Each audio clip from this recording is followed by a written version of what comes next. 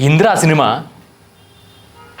Star వాళ్ళు Hindi star gold కానీ star network వాళ్ళు ఎప్పుడైతే కనుక వీళ్ళకి టీఆర్పీ డౌన్ అవుతుంది అంటే ఇంద్రా సినిమా వదిలేవాళ్ళు అంట. రెగ్యులర్గా టీఆర్పీ పెరిగేదంట. ఇది ఎవరో కాదు, సమీర్ నాయర్ అని 2000 సంవత్సరం ఆ సీజన్లో ఆయన సీఈఓగా ఉన్నారు స్టార్ గ్రూప్కి. అంటే ఇప్పుడు మనం దీని గురించి ఎందుకు చెప్పుకుంటున్నామంటే ఆ సినిమాని ఆ డైరెక్టరు ఎంత బాగా మలిచాడంటే ఆడియన్కి ఒక్కసారి చూసినా 3 సార్లు చూసినా 4 సార్లు చూసినా మళ్ళీ మళ్ళీ చూడాలనిపించే ఆలోచన వస్తుంది అనమాట. ఎందుకంటే దాంట్లో అంత ఇది ఉండేది, సెంటిమెంట్ కావచ్చు, ఎమోషన్ అవ్వచ్చు, ఫైట్స్ అవ్వచ్చు, కామెడీ అవ్వచ్చు, సాంగ్స్ అవ్వచ్చు, మ్యూజిక్ అవ్వచ్చు, లొకేషన్స్ అవ్వచ్చు, చిరంజీవి గారు అవ్వచ్చు, అవతల ఉన్న విలన్ అవ్వచ్చు, హీరోయిన్స్ అవ్వచ్చు, ఇలా కంప్లీట్గా ఒక రంగరించాడు అనమాట ఆయన. ఇంకా మన మెగాస్టార్ గురించి మీరు ప్రత్యేకంగా మళ్ళీ చెప్పుకోకర్లేదు. ఇంద్రా సినిమాలో ఆయన పీక్స్లో కనిపిస్తాడు. బిగినింగ్లో ఆయన వచ్చే ఆ చిన్న గెడ్డంతో ఆయన లుక్స్ కానీ పర్ఫెక్ట్ షేప్లో ఉండి ఆ ఫస్ట్ సాంగ్ ఆయన చేసేది కానీ ఎంట్రీ ఉంటుంది నీళ్ళలోంచి ఇలాంటి లేగవటం.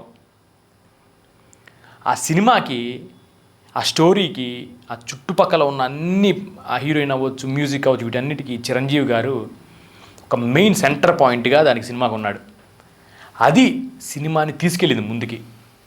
ఆయన లుక్స్ అవ్వచ్చు, ఆయన యాక్షన్ చేసే విధానం అవ్వచ్చు, అప్పుడు దాకా స్లోగా ఉన్న కెరియర్ ఒక్కసారిగా ఆయన ఈ సినిమా చేయంగానే మళ్ళీ ఫామ్లోకి వచ్చేసారు. అసలు ఇది ఒక మారల్ అని చెప్పుకోవచ్చు. ఇలాంటి సినిమాలు ఆడియన్కి కావాలి. ఇప్పుడు మనం బాలీవుడ్తో హాలీవుడ్తో పోల్చుకొని మనం ఏదేదో ఇంగ్లీష్ పిక్చర్ల గురించి మనం చెప్పుకుంటూ ఉంటాం. కానీ ఈ సినిమాకి ఆ సినిమాకి తేడా ఏంటంటే ఇది ఆడియన్కి ఏం కావాలి, లోకల్గా బీసీ సెంటర్లో 70% ఉన్న ఆడియన్కి ఏం కావాలి, చిరంజీవి గారి నుంచి వాళ్ళు ఏం కోరుకుంటున్నారు, ఎలాంటి పాటలు, ఎలాంటి డ్యాన్సులు, ఎలాంటి ఫైట్లు, ఎలాంటి యాక్షన్, ఎలాంటి కామెడీ అనేది ఇంద్రా సినిమాలో సమపాళ్ళు పెట్టుకుంటూ వచ్చాడు డైరెక్టర్ గారు. అందువల్ల అంత హిట్ అయింది తెలుగులో కూడా. దాంతోపాటు ఆ రోజుల్లో 2000 సంవత్సరంలో మీకు తెలిసినట్లయితే ఇంత బాలీవుడ్కి మన రీచ్ లేదు మన సినిమాలో. కానీ స్టార్ గోల్డ్లో నేను కూడా మ్యాచ్ల కోసం ఎక్కడున్నా తిప్పుతున్నప్పుడు అప్పుడప్పుడు ఇంద్రా సినిమా కనిపిస్తూ ఉండేది. మన సినిమా తెలుగు సినిమాలు కూడా కనిపిస్తూ ఉండేవి, కానీ ఇంద్రా సినిమా ఎక్కువ కనిపిస్తూ ఉండేది. ఎందుకంటే అక్కడ ఆడియన్కి చిరంజీవి ఒకళ్ళిద్దరు తప్ప మిగతాడు తెలియదు.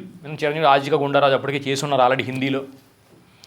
సో ఇవి చేయటం వల్ల ఆయన ఫ్రీక్వెన్సీ వచ్చి జనాలు కూడా, అక్కడ జనాలంతా కూడా నార్త్ ఇండియా కూడా యూట్యూబ్లో అవి కూడా లేవు కదా, అందరు టీవీ చూసేవాళ్ళు. స్టార్ గోల్డ్ ఇవి ఏంటంటే స్టార్ గోల్డ్, స్టార్ మా కాకుండా స్టార్ గోల్డ్ ఇవి కొన్ని ఛానల్స్ ఉండేవి, స్టార్ ప్లస్ ఇవన్నీ.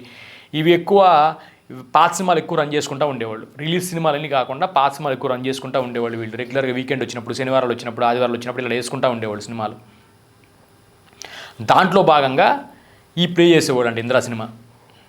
చూడండి, అంటే మనం ఒక డైరెక్టరు ఒక పర్ఫెక్ట్గా ఒక మార్వెల్ లాంటి సినిమా తీస్తే ఆ సినిమాని మళ్ళీ ప్లే చేసుకోవడానికి, వాళ్ళ ఛానల్ టీఆర్పీలు పెంచుకోవడానికి, ప్లస్ డైరెక్టర్ ఒక విశిష్టత, డైరెక్టర్ చేసిన గొప్పతనం కూడా ఇన్నాళ్ళు కూడా మనం వీడియోలు చెప్పుకుంటున్నామండి ఇన్ని సంవత్సరాల తర్వాత కూడా. అది ఆయన ఘనత అన్నమాట. అంటే ఇంద్రా సినిమా ఆ రోజు సంవత్సరంలో రిలీజ్ అయిందా ఇవన్నీ నేను చెప్పట్లా. అది 2001, 2002 ఈ సీజన్లో రిలీజ్ అయింది. ఆయన అప్పుడు స్టార్ మాకు అప్పుడు ఉండేవాడు సీఈఓగా. ఆయన తర్వాత 2-3 ఇయర్స్ చేసి ఉంటాడు. తర్వాత ఆయన మధ్య ఇంటర్వ్యూలో చెప్పాడు దాని గురించి.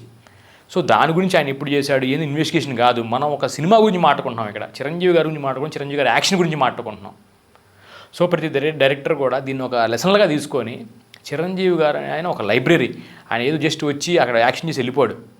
సినిమా పర్సనల్గా చెప్తున్నాను, మన క్యాస్ట్లకి, మన డబ్బులకి, మనకి ఇలాంటికి సంబంధం లేకుండా సినిమా మన డైరెక్టర్ హిట్ కొట్టాలంటే చిరంజీవి గారు మన ఆదర్శంగా తీసుకోవాలి. ఆయనలో కొన్ని ఇన్పుట్స్ మనం తీసుకోవాలి. ఎందుకంటే ఆయన వచ్చిన సైలెంట్గా కూర్చోకుండా ఆయన ప్రతిదీ కూడా ఆయనకి ఇలా ఉండాలి, సాంగ్లో ఇలా టేస్ట్ ఉండాలి, లేదంటే డ్యాన్స్లో ఇలా టేస్ట్ ఉండాలి, కాస్ట్యూమ్లో ఇలా టేస్ట్ ఉండాలి, ఆయన ప్రతి దాంట్లో ఆయన టేస్ట్ ఉండేది. ఆ టేస్ట్ని ఆయన డైరెక్టర్తో చెప్పుకొని ఇద్దరు కలిసి మంచిగా అవుట్పుట్లు బయటకు వచ్చాయి.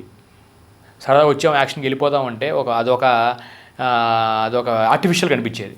సో అందువల్ల ఆయన్ని కూడా మనం ఓకే ఇలా చూపించాలా, ఇలా ఎంట్రీ సీన్ ఇలా ఇవ్వాలా, నీళ్ళల్లోంచి ఎంట్రీ ఇలా లెగిసాడా అంటే ఆడియన్కి ఇది ఇష్టమా, వాళ్ళకి ఆయన ఫ్యాన్స్కి ఇది ఇష్టమా, ఎందులో ఎదురు చూస్తున్నారా, తర్వాత ఈ పాట ఇలా డ్యాన్స్ వేయాలా, ఇవన్నీ కూడా సమపాళ్ళలో నింపారు. అందుకే వాళ్ళు వర్సటైల్ డైరెక్టర్లు అయ్యారు, వర్సటైల్ హీరోలు అయ్యారు, వర్సటైల్ సినిమాలు ఎప్పటికీ మళ్ళీ చూస్తున్నారు. కొన్ని కామెడీ సినిమాలు వచ్చినాయి పోయినా కూడా మనకు తెలియదు. పెద్ద హిట్లు అవుతాయి, కానీ వచ్చిపోయినాయి కూడా చాలామంది తెలియదు, హిట్ అయినా కూడా ఇప్పుడు మర్చిపోయి ఉంటారు. కానీ ఇందిరా సినిమా లాంటిది ఎప్పుడూ కూడా మర్చిపోరు ఈ తరం అంతా. ఎందుకంటే దాంట్లో అంత పొటెన్షియాలిటీ ఉంది. డైరెక్టర్గా మనం కూడా ఖచ్చితంగా దాన్ని నేర్చుకోవాలి. దీన్ని కాపీ కొడతాం అనరు. ఒక లెసన్ని మనం నేర్చుకుంటాం. ఒక బుక్లో అవ్వచ్చు, లేదా ఇంకోటి అవ్వచ్చు, ఇంకోటి ఒకళ్ళు నేర్పింది మనం నేర్చుకుంటున్నాం. ఒక సినిమా ఎవడో తీశారు, దాన్ని మనం నేర్చుకున్నాం. మనం రేపు మన ద్వారా ఇంకోటి నేర్చుకుంటారు. ఇది ఒక లెసన్స్. సో ఇది సమీర్ గారు చెప్పింది. దానివల్ల టీఆర్పీ అనేది ఎలా పెరిగిందో మనం చూసాం. సో డైరెక్టర్ గ్యారేజ్ కూడా డెఫినెట్గా మనందరూ ఒక అవకాశం ఇస్తే మేము వచ్చి మీ సినిమాలు పనిచేస్తాం, మా డైరెక్షన్ ఛాన్స్ ఇవ్వన పర్లా, డైరెక్షన్ ఛాన్స్ ఇస్తే కలిసి పని చేసుకుంటాం. మా డైరెక్షన్ ఛాన్స్ మేమైనా చేస్తాం. 100% గ్యారంటీ చెప్పేది ఏంటంటే 100కి 60 మార్కులు వస్తాయి, ఫస్ట్ క్లాస్ వస్తుంది. నెక్స్ట్ ఇంకా 70 వస్తుంది, 80 వస్తుంది, 90 వస్తుంది. దేవుడిదే, ఆడియన్ దయ. మేము డైరెక్టర్ గ్యారేజ్ మెయిన్ పెట్టడానికి ఉద్దేశం ఏంటంటే మంచి ప్రోడక్ట్ బయట తీయాలి. సంవత్సరానికి 300 సినిమాలు ఫ్లాప్ అవుతున్నాయి, అట్లీస్ట్ ఒక 300లో 100 సినిమాలు హిట్ కొట్టాలి అనేది ఉద్దేశం.